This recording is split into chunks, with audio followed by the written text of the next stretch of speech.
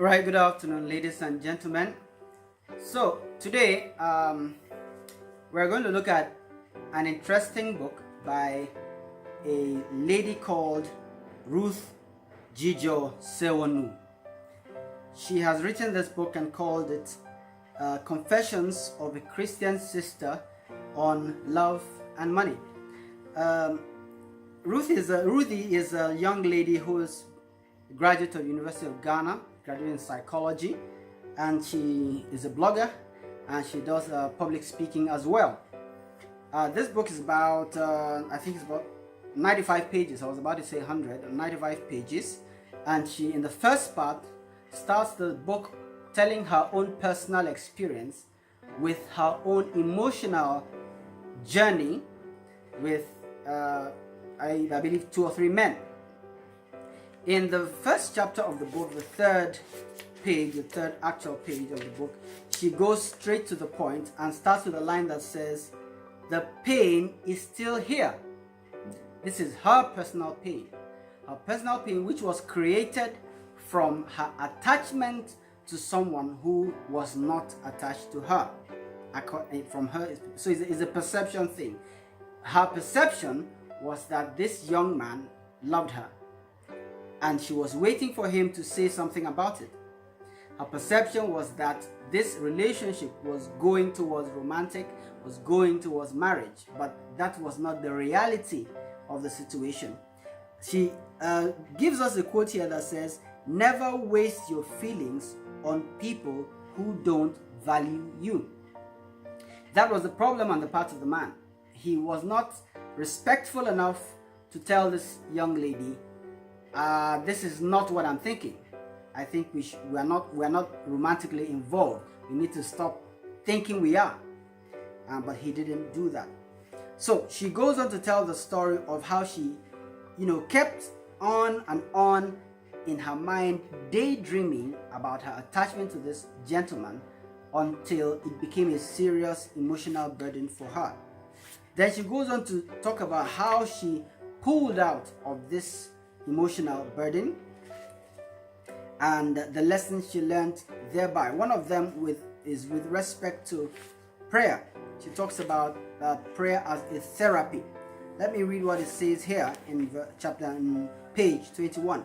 Once a man was asked, "What did you gain by regularly praying to God?" The man replied, "Nothing, but let me tell you what I lost: anger, ego, greed, depression, insecurity, and fear of death."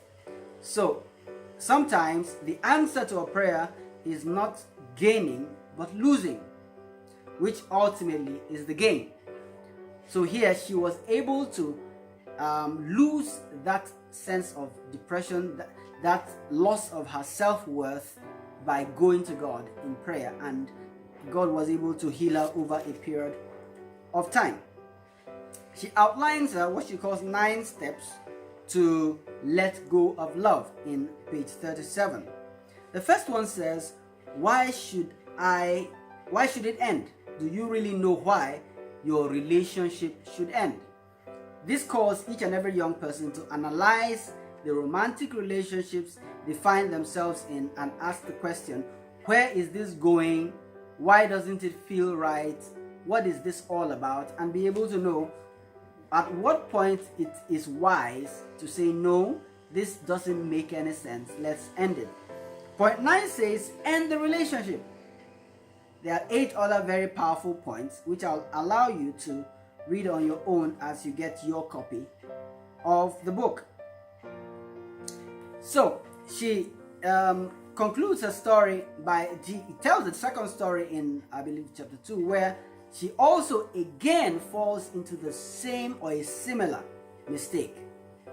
Going on and on in a relationship which eventually was not going anywhere, but she did not have enough courage to terminate that second relationship because she was also attached, needing attention, needing a validation of her self-worth. Ladies, this is very important. A lot of ladies think that they need a man to validate their worth.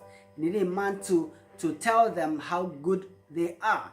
but that is not always necessary. You have worth on your own, and this is one of the lessons she brings out in this book. You do not need an external party aside from God to validate your worth. You don't need to hang on to a relationship because you feel that if you lose that person, you're not going to get somebody else, or that person is what makes you feel like you are worth something.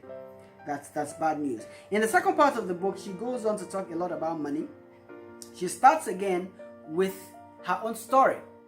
The story of how she had made a lot of effort to earn a lot of money as a young person, start a business, her resolve not to work for any other person for the rest of her life. But it didn't quite work out that way because she found out certain things about money which she shares here. Her lesson 1 says, when it comes to making money, nobody is your friend. She pulled this lesson out of an experience she had with someone who more or less eloped with her money after she has offered her credit. She exposes about 7 lessons across 2 chapters. And I'll read the last 7. Spend quality time with people who want to make money, or better still, are making money. There are a lot of other things she speaks about money in this book. One of them is savings. One of them is something that this generation particularly needs a dose of.